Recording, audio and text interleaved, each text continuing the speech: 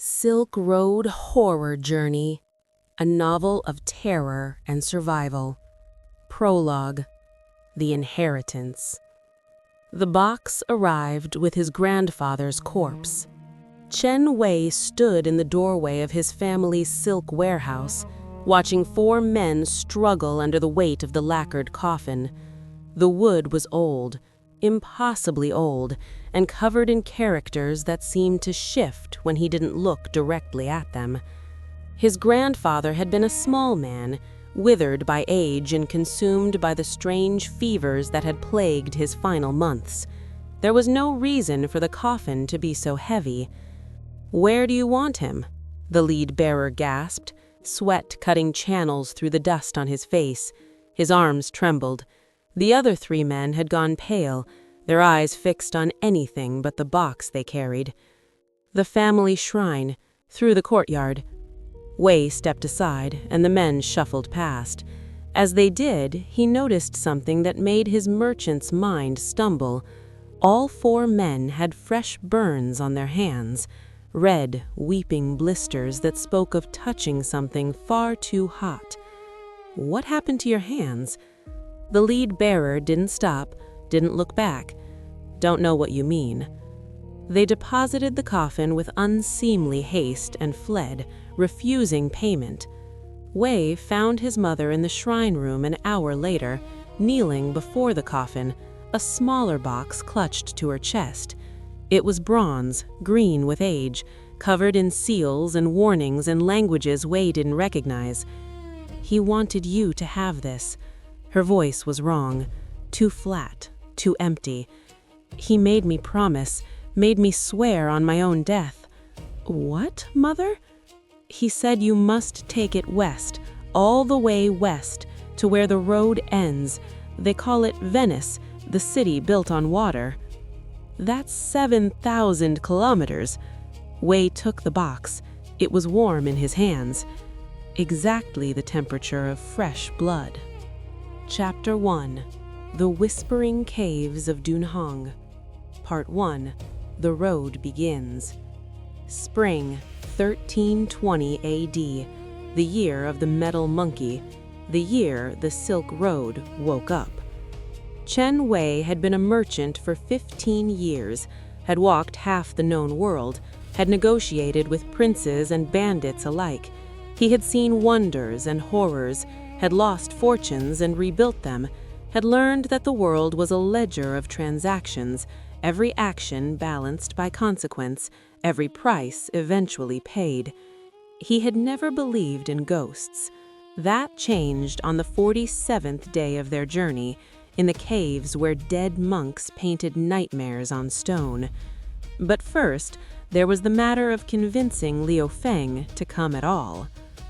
The Phoenix and Dragon Tavern squatted at the edge of Xi'an's Western Market, a place where merchants gathered to drink, lie, and plan journeys that would kill half of them. Wei found his oldest friend in the back corner, systematically working through a jar of sorghum liquor and looking like a man who had already died and was simply waiting for his body to notice. "You look terrible," Wei said, sliding onto the bench across from him. "My mother died." Feng didn't look up. 3 weeks ago. She was the last. Wei winced. He had known Liu Feng's family, had grown up alongside them, watched Feng's father die of plague, his brothers fall to bandit arrows, his sisters marry and move to distant provinces, never to return. His mother had been Feng's anchor. "I'm sorry, I didn't know." "Nobody knows. Nobody cares." Feng finally looked up, and Wei saw that something essential had broken behind his eyes. "Why are you here, Wei? You don't drink, and you hate this place." Wei placed the bronze box on the table. Feng went still. The temperature in the room dropped. Around them, conversations faltered, men shifting uncomfortably, suddenly eager to find elsewhere to be. "What is that?" Feng's voice was a whisper. "My grandfather's last gift, his dying wish, was that I carry it to where the Silk Road ends. To Venice, they call it, the city built on water." That's 7,000 kilometers. Fang's eyes hadn't left the box. Across deserts that eat caravans whole, through mountain passes where gods sleep, past the lands where Genghis Khan spilled so much blood that rivers ran red for years. I know. The journey would take 18 months, maybe 2 years. I know. Fang finally looked away from the box, meeting Wei's eyes. You've made the western journey before. You don't need me. I've made the journey to Samarkand. This would go beyond, all the way to the edge of the existence. He leaned forward. And I've never carried anything like this before. What's inside? Wei hesitated. He had tried to open the box a dozen times since the 3 weeks from his grandfather's funeral. The seals wouldn't budge. His finest tools couldn't scratch the surface. Once, in frustration, he had tried to pry it open with a crowbar and had woken up 3 hours later with blood streaming from his nose, no memory of what had happened, and the box sitting serenely in the center of the room, unharmed. I don't know, Wei admitted, but my grandfather said it has to reach the road's end. He said if it doesn't— Wei stopped, embarrassed. He was a practical man, a merchant. He didn't traffic in supernatural threats. If it doesn't, what? He said the road will never stop hungering. Wei shook his head. I don't know what that means. I don't know if it means anything. My grandfather was fevered for months. His mind might have gone. But he was my grandfather, Fang. He raised me after my father died. He taught me everything I know about trade, about people, about survival, and this was his dying wish. Fang stared at him for a long moment. Then he reached out and touched the box. Wei's heart stopped. Nothing happened. Fang pulled back his hand and laughed, a harsh, broken sound. You want me to come with you, walk across the world, carry your grandfather's cursed treasure to the edge of existence. Yes. Why me? You have contacts. You could hire guards, translators, guides. Because I trust you. Wei said it simply, honestly. Because you're the finest fighter I know and the most loyal man I've ever met. Because you have nothing holding you here anymore. And because this journey might kill us both, but it might also save us. Save us from what? Wei gestured at the empty jar of liquor, at the hollow shell Liu Feng had become. From becoming ghosts before we've died. The silence stretched. Outside, a merchant was screaming at a porter, the mundane sounds of commerce carrying through the thin walls. Life, Wei thought, the rhythm of transaction and travel, of goods moving along roads that had connected civilizations for 1,000 years. When do we leave? Feng asked. Wei smiled. Tomorrow at dawn. Part 2. The Edge of the Desert. They traveled with a large caravan for the first month, safety in numbers as the saying went. 40 merchants, 100 porters, 200 camels laden with silk and spices and precious metals. They followed the ancient route west from Xi'an through the Hexi corridor where the Great Wall crumbled and the desert began to breathe. The box rode in Wei's saddlebag, warm against his hip, always warm. At night, he dreamed of roads. Not normal dreams, not the scattered fragments of memory and desire that filled sleeping minds. These were vivid, overwhelming visions of a path that stretched from horizon to horizon, paved in stones that were not stones, but bones, lit by torches that were not torches, but burning souls. In the dreams, the road was alive. It watched him with 1,000 invisible eyes. It waited with a patience that made mountains seem impatient. And it hungered. Wei woke from these dreams gasping, drenched in sweat, the box burning against his skin. He never mentioned them to Feng. But his friend watched him with growing concern as the weeks passed and the circles under Wei's eyes deepened. You're not sleeping, Feng said on the 33rd day as they made camp at the edge of the Gobi. The desert stretched before them like an ocean of sand, impossibly vast, impossibly empty. "I'm fine." "You look like a ghost. You eat half of what you used to, and every morning you stare at that box like it's about to bite you." Wei forced to smile. "It's just dreams, bad ones. They'll pass." Fang didn't look convinced, but he let the matter drop. He had his own burdens to carry. Wei saw him touching his grandmother's talismans obsessively, saw his hand drift to his sword at every unexpected sound. The road was changing both of them, and they were only a month into an 18-month journey. That night, the screaming started. Wei jerked awake to chaos. The caravan's camp was a riot of motion, men running, camels bellowing, torches swinging wildly in the darkness. Above it all, cutting through the noise like a blade, was a scream that didn't stop, couldn't stop, went on and on, rising to a pitch that no human throat should have been able to produce. Wei grabbed his knife and rolled to his feet, Fang already beside him, sword drawn. The scream was coming from the eastern edge of the camp, where the newest travelers had pitched their tents. They ran toward it. They found the source. A merchant named Han was kneeling in the sand, cradling the body of his daughter. She was 12 years old. Wei had seen her that afternoon, laughing as she chased a lizard through the scrub grass. Now, she was old. Not dead, not yet, but aged. Her skin hung loose on a frame that had shrunk, wrinkled and spotted and paper-thin. Her hair was white, what was left of it. Her eyes were open and staring. They were clouded with cataracts. She looked 90 years old. She looked ancient. She was still breathing, barely. What happened? Wei crouched beside Han, his merchant's mind desperately trying to make sense of something that defied all logic. Did you see anything? She was just sleeping. Han's voice was destroyed, shredded by his screams. "She was just sleeping and I heard her cry out, and when I got here..." He choked, couldn't continue. The girl's lips moved. A whisper emerged, barely audible. Wei leaned closer to hear. "The caves," she breathed. "He came from the caves. He's waiting. He wants the box." She died. In Han's arms, his 12-year-old daughter died of extreme old age, surrounded by a crowd of merchants who had seen everything the Silk Road could offer and had never seen anything like this. The caravan master wanted to turn back. "This is a curse," he declared, standing in the center of the gathered crowd.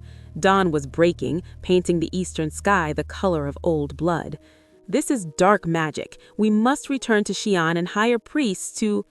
"It's 2 weeks back to Xi'an. We'll starve before we get there." "Then we'll starve. Better than whatever killed that girl." "We don't know what killed her. Could have been disease." "Disease doesn't age a child 50 years overnight." The argument continued, growing more heated.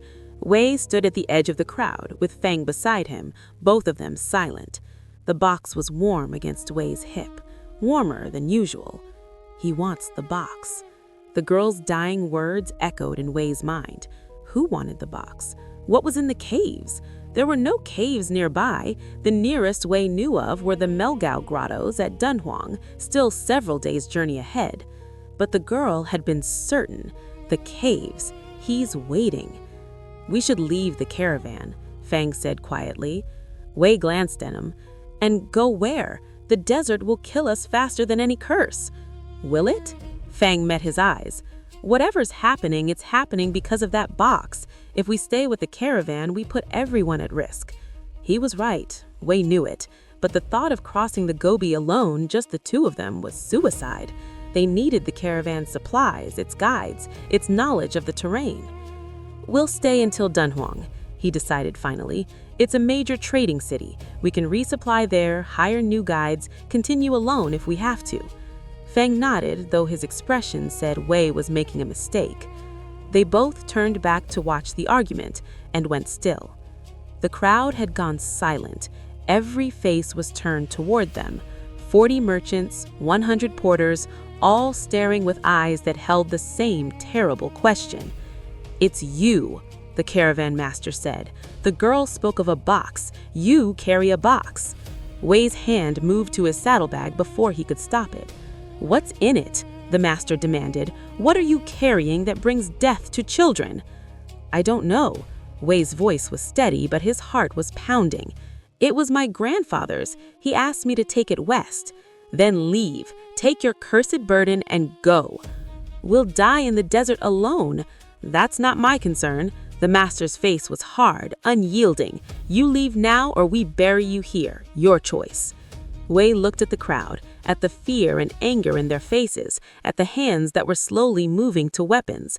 He looked at Fang, who had shifted into a fighting stance so subtle that only a trained eye could see it. He thought of his grandfather's dying words. He thought of the box, warm against his hip. He thought of the road. "Fine," he said. "We'll leave." They took what they could carry: water, dried food, blankets. The caravan gave them nothing. No one would sell to them, trade with them, even speak to them beyond hurling curses and threats. They walked into the desert with the sun rising behind them and the endless sand stretching ahead. Fang waited until they were well out of earshot before speaking.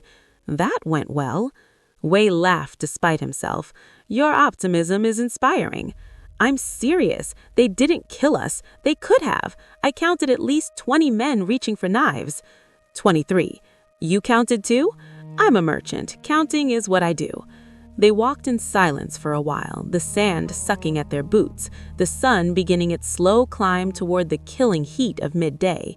Wei's mind raced through calculations: how much water they had, how far to the next oasis, how many days they could survive if everything went wrong.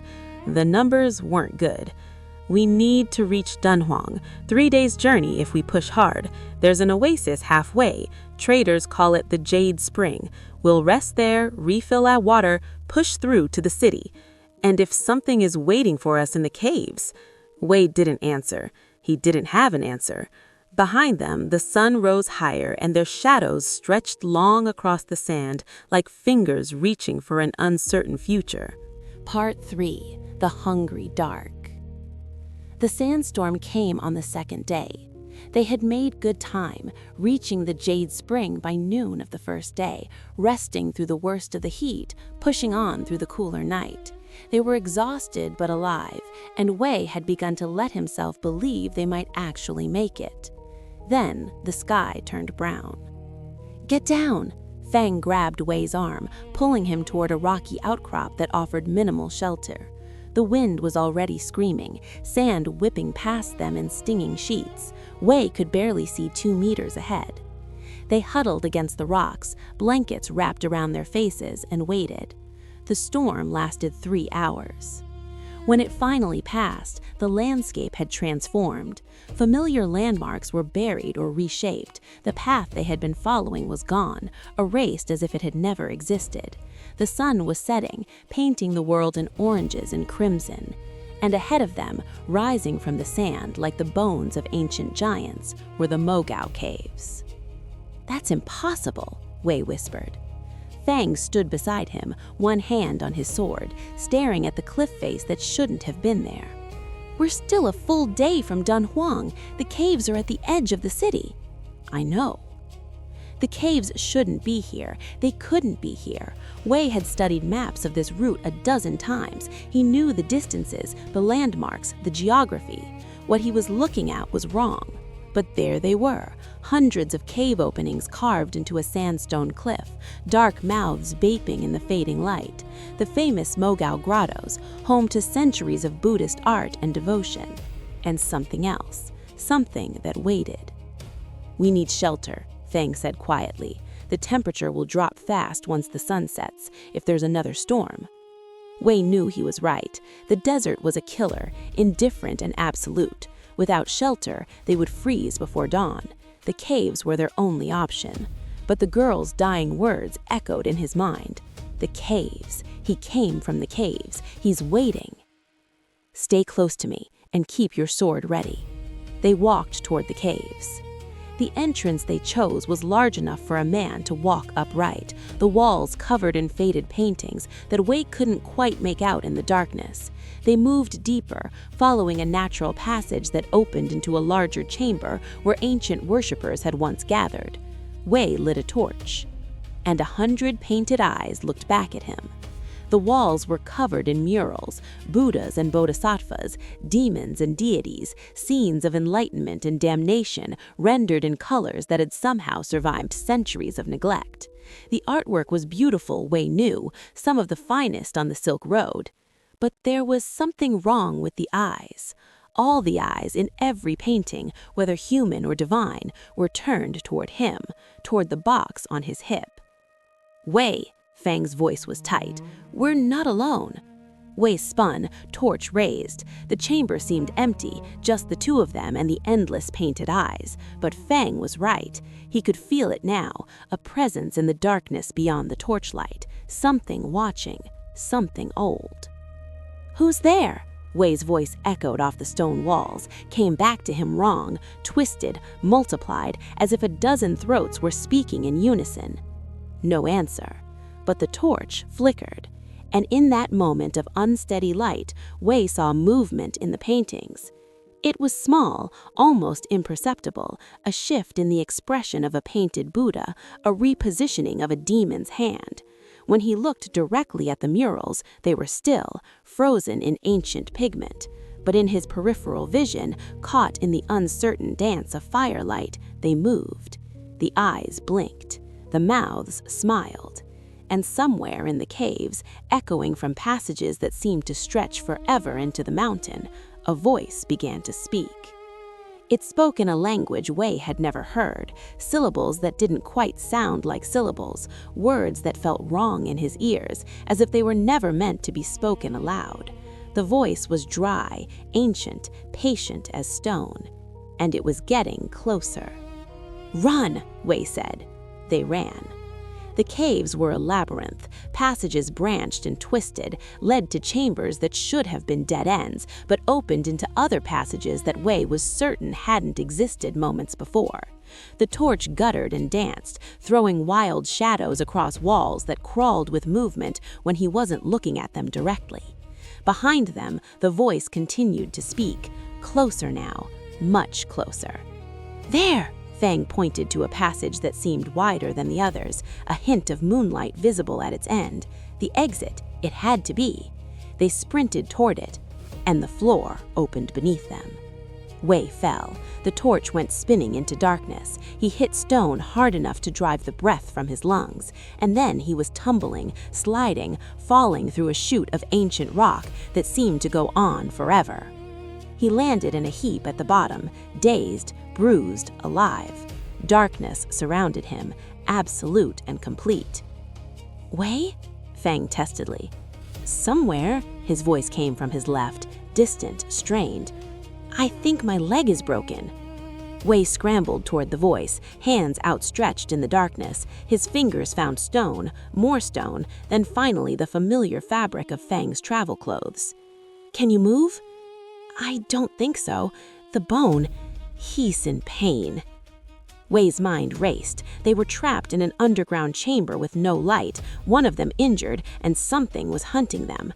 The box was still on his hip, still warm, almost hot now, burning. He pulled out his flint and steel, struck sparks into the darkness. In the brief flash of light, he saw them. They were standing in a circle around them, figures in rotted robes, skin the color of old parchment, eyes that reflected the light like mirrors. Monks, or what had been monks long ago. A dozen of them, maybe more, standing utterly still, their faces frozen in expressions of something that might have been prayer or might have been. Part 4. The Dead Who Walk. Wei's hand found his jade compass, his father's compass, the only inheritance he had carried for 15 years. He didn't know why he reached for it, only that something deep in his instincts screamed at him to hold it, to protect it. The compass flared with light. It shouldn't have been possible. Jade didn't glow, couldn't glow, was just polished stone and carved memory. But in that moment, in that place, where the rules of the world had abandoned them, the compass blazed with a cold green radiance that pushed back the darkness. The monks screamed. The sound was inhuman, the shriek of wind through empty skulls, the wail of creatures that had forgotten how to breathe. They recoiled from the light, their ancient faces twisting with what might have been pain or might have been fury. Wei didn't hesitate. He grabbed Fang's arm, hauled him upright, and ran.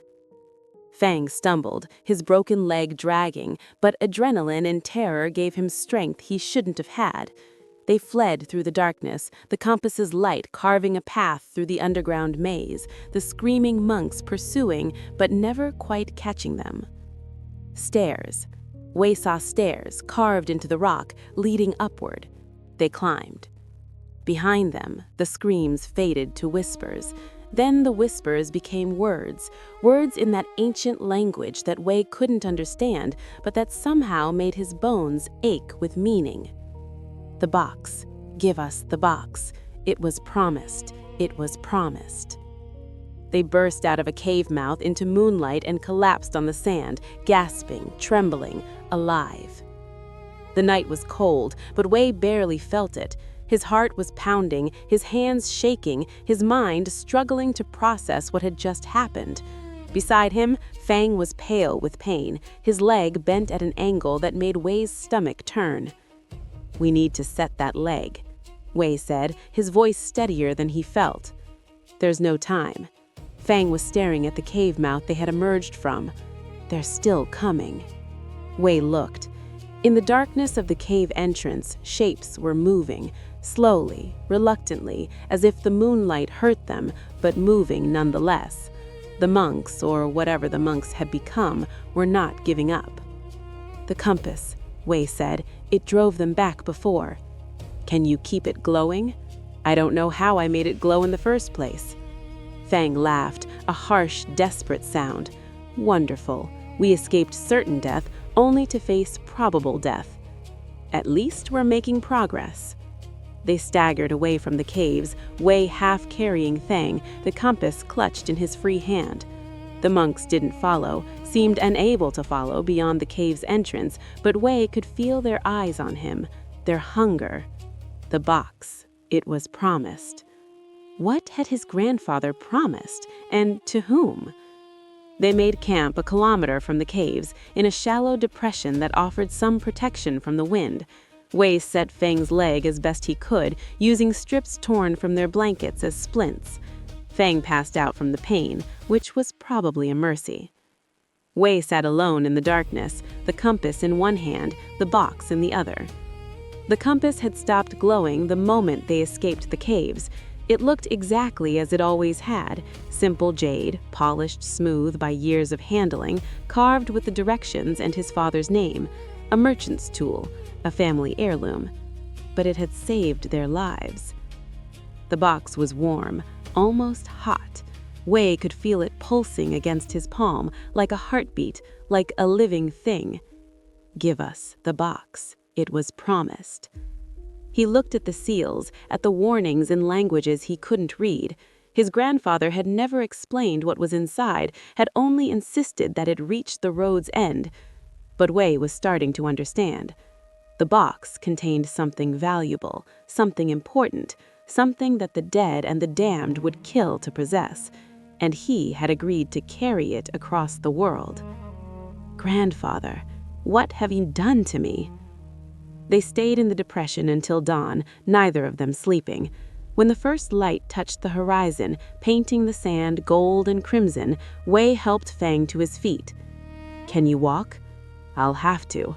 Fang's face was gray with pain, but his voice was steady. "We can't stay here." They walked. Progress was agonizingly slow. Wei leaned heavily on Fang, every step clearly agony, but he didn't complain. That was Fang. He could be dying and would face it in silence, treating his own death as just another obstacle to overcome. The caves loomed behind them, silent in the daylight. Wei kept glancing back, expecting to see the monks emerging, shuffling after them with their ancient hunger. But the entrances remained dark, empty. They're waiting for night, Wei thought. They can't leave in sunlight. Which meant they had until sunset. They found the real Dunhuang by midday. The city appeared on the horizon like a mirage, mud brick walls, markets filled with merchants, the familiar chaos of civilization. Wei was never so relieved to see other people in his life. They stumbled through the gates, drawing stares and whispers. Two men covered in dust and sand, one limping badly, both with eyes that had seen something terrible. Wei ignored the attention and made straight for a nearest caravanserai, a traveler's inn where merchants could rest and resupply. The innkeeper was a round man with shrewd eyes and a calculating smile. He looked at Wei's silk merchant's robes, at the obviously valuable compass, and the bronze box on his hip. "You look like you've had quite a journey."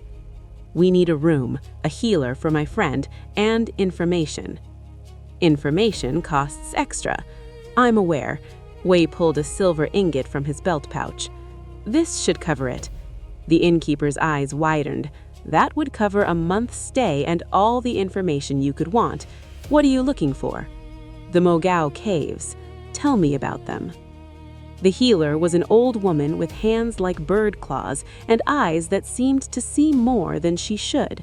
She set Fang's leg properly, applied poultices that smelled of herbs and something darker, and gave him a tea that put him into a deep sleep. "Your friend will heal," she said, gathering her supplies, "but there's something else wrong with him, something in his spirit, touched by the dead. That one." "We had a difficult journey." "No." She looked at Wei directly, and he saw that her eyes were milky with cataracts. She was mostly blind, and yet she had worked on Fang's leg with perfect precision. "He was touched by the dead. So were you. I can smell it on both of you." Wei's blood grew cold. "Can you do anything about it?" "I'm a healer, not a priest. What touched you is beyond my skills." She paused at the door. "The caves, yes. The Mogao grottos." "How did you know?" "Because I've healed others who went there at night, or rather, I've tried to." She shook her head slowly. "They died anyway, all of them. Within a week, their bodies aged decades overnight, just like the girl in the caravan." Wei's heart stopped. "The girl? How do you know about that?" "Word travels fast on the Silk Road. A merchant arrived this morning from the east. He said half the caravan is dead now, and the rest are fleeing back to Xi'an." The blind healer's eyes seemed to focus on something Wei couldn't see. "You carry something they want, merchant. Something that should have stayed buried. You should have left it in Xi'an." "I can't. My grandfather—" "Your grandfather made a promise he shouldn't have made. Now you must keep it, or the dead will follow you forever." She shuffled through the door, then paused. "Mirrors and fire. They fear mirrors and fire, and the words of their own faith spoken backward. Remember that, merchant. You'll need it." She left. Wei sat alone in the room, listening to Fang's sleeping breaths, and wondered what fresh hell awaited them. Part 5. The Monk Who Walked. The innkeeper was more helpful than the healer, though his information came with less supernatural insight. "The Mogao Caves were a monastery once," he said, pouring tea for Wei in the common room. "Buddhist monks lived there for centuries, copying sutras, painting murals, praying for the enlightenment of all beings. It was a holy place." "What happened?" "The same thing that happens to all holy places eventually. The world moved on. The great monasteries in India fell. The Tang dynasty crumbled. The monks grew fewer and fewer until only a handful remained. And then?" The innkeeper's voice dropped. "There are stories, old stories from my grandmother's time. They say the last monks made a bargain." "What kind of bargain?" "The kind that keeps you alive when you should be dead." The innkeeper glanced around the common room, as if afraid of being overheard. "They wanted to protect the caves forever, the art, the sutras, the sacred knowledge, so they prayed for eternal life." "But eternal life doesn't exist." "No, what exists is eternal death. The monks got their wish. They never died, But they never lived either. They became something else. Guardians, some call them, protectors of the caves. They walk the passages at night, tending the murals, copying sutras that no one will ever read. Wei thought of the figures in the darkness, their ancient faces, their reaching hands. They attacked us. Because you carry something they want. The innkeeper's eyes flicked to the box on Wei's hip. The caves have been waiting for that box for a very long time. Why? What's inside it? I don't know. No one knows. But the stories say that long ago, someone stole something from the caves, something that the monks had sworn to protect. They've been hunting for it ever since, sending their spirits along the Silk Road, searching every traveler, waiting for the thief or his descendants to return.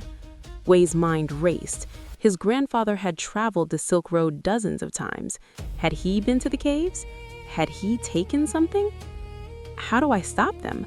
How do I get past without them killing us? The innkeeper shook his head. You can't stop the dead. You can only appease them.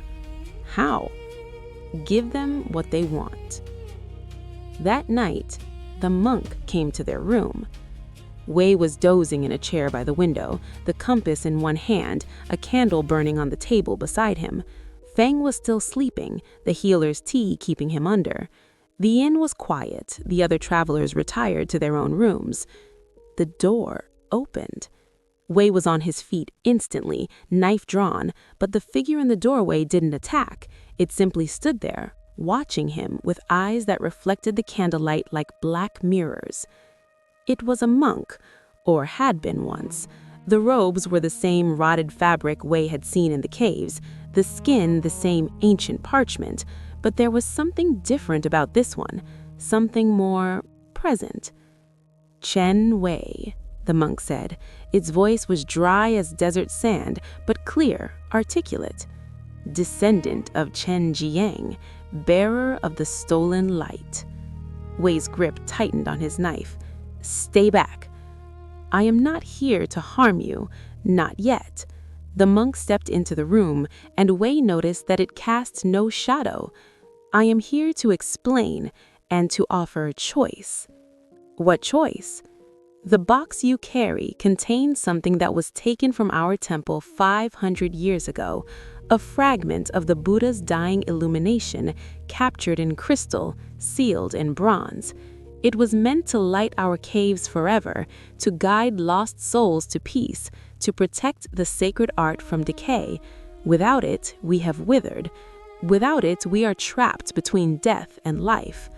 Wei glanced at the box. You want me to give it back? I want you to understand what you carry. The stolen light is not treasure. It cannot make you wealthy or powerful. It exists for only one purpose, to bring peace to the suffering.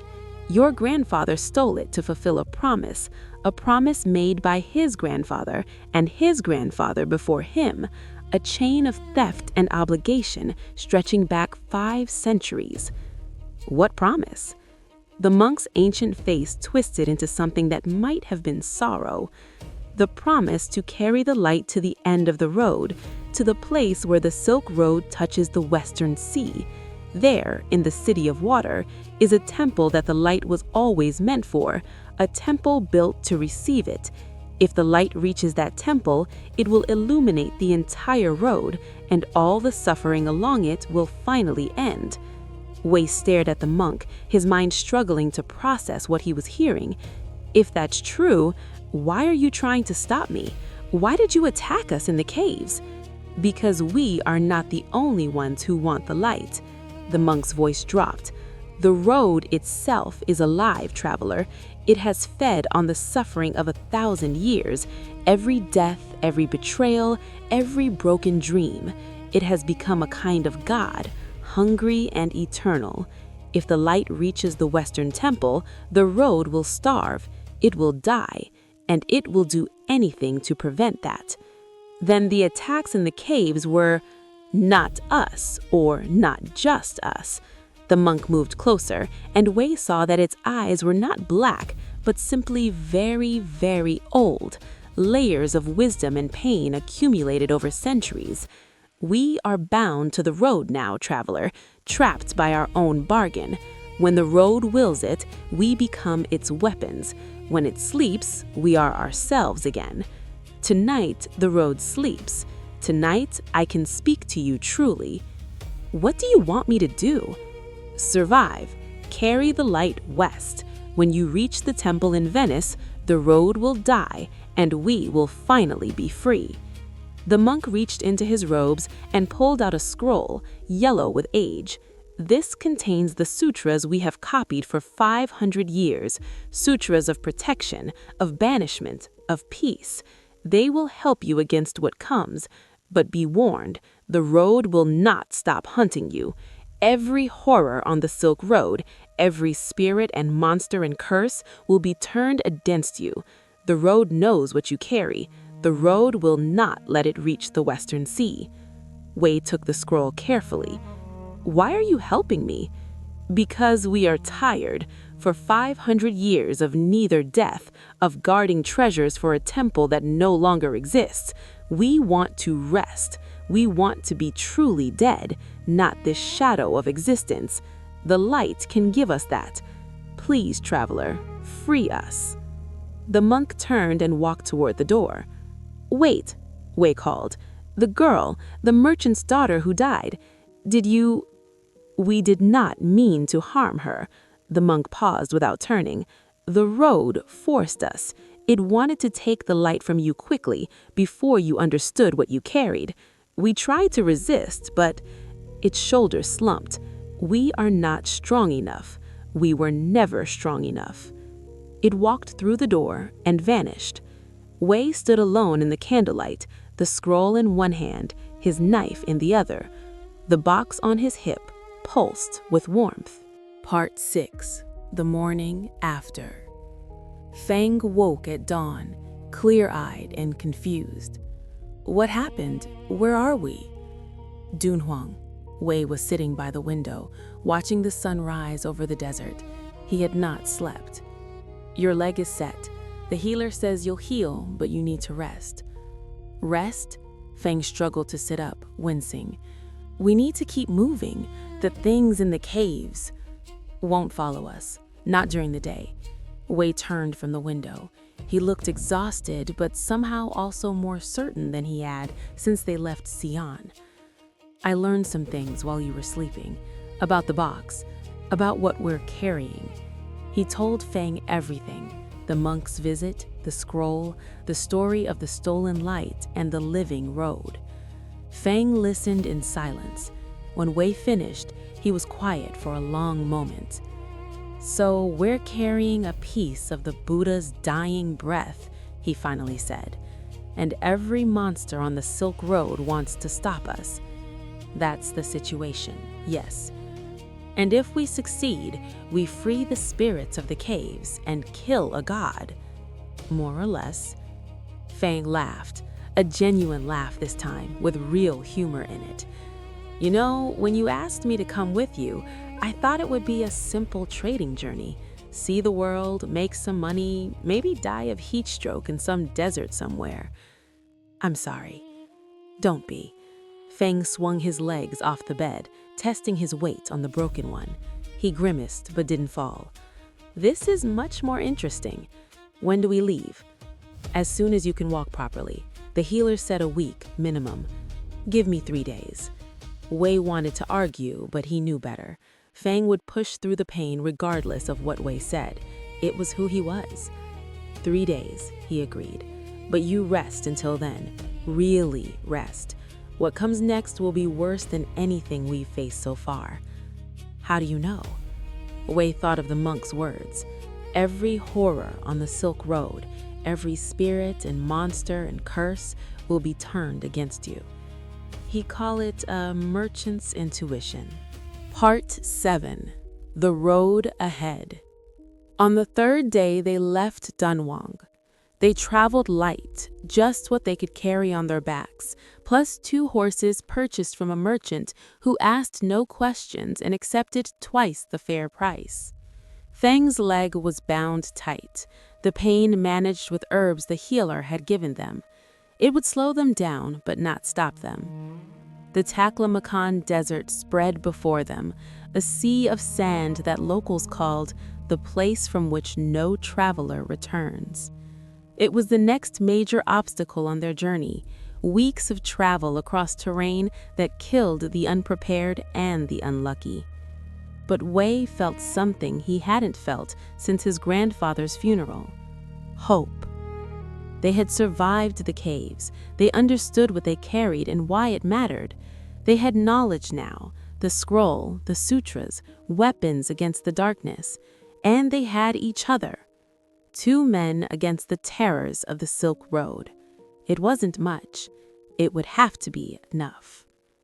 As they rode west, the caves of Dunhuang dwindling behind them, Wei pulled out the jade compass and studied it in the morning light. It looked ordinary again, just polished stone and carved characters. But he had seen it glow. He had felt its power. "That compass saved our lives," Fang said, riding beside him. "Where did it come from?" "My father. He carried it all his life, and his father before him." Wei thought back, trying to remember what his grandfather had said about it. "It's been in our family for generations. I always thought it was just luck, a good luck charm." Maybe luck is magic by another name. Wei nodded slowly. It was a more philosophical thought than he was used to from Fang, but the last few days had changed both of them. You couldn't face the dead and remain the same person. The desert stretched before them, golden and merciless, and somewhere beyond it waited horrors they couldn't imagine. The Silk Road was alive, and it was hunting them. But the stolen light was warm against Wei's hip, and the jade compass hung around his neck, and his best friend rode beside him. Whatever came next, they would face it together. The road to Venice was long, but every journey, no matter how terrible, begins with a single step.